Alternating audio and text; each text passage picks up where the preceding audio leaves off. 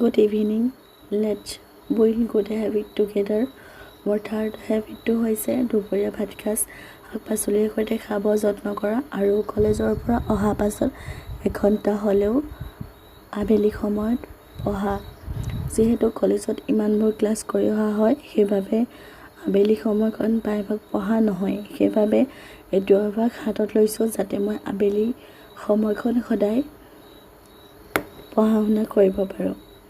পিছে আপোনালোকৰ আজিৰ দিনটো কেনে গ'ল সেয়া কমেণ্ট যোগে মোক জনাবলৈ নাপাহৰিব। আৰু সন্ধিয়া সময়কণত আধা ঘণ্টা হ'লেও ফিছাৰীতে খোজকাঢ়িবলৈ যত্ন কৰোঁ। ইমান ধুনীয়া এটা পৰিৱেশত খোজকাঢ়ি মনটো বহুতেই ভালেই লাগে। আজিৰ দিনটোত 3 লিটাৰ পানী খোৱা অভ্যাসটো কমপ্লিট কৰিব পাৰিলোঁ। আপোনালোকেও মোৰ দৰে সদায় 3 লিটাৰ পানী খাব যত্ন কৰিব। কাইলৈ আকৌ লগ পাম। আজিলৈ বাই, গুড নাইট। ছাবস্ক্ৰাইব কৰি মোৰ এই যাত্ৰাটো সঁহাৰি জনাব বুলি আপোনালোকলৈ আশা থাকিল।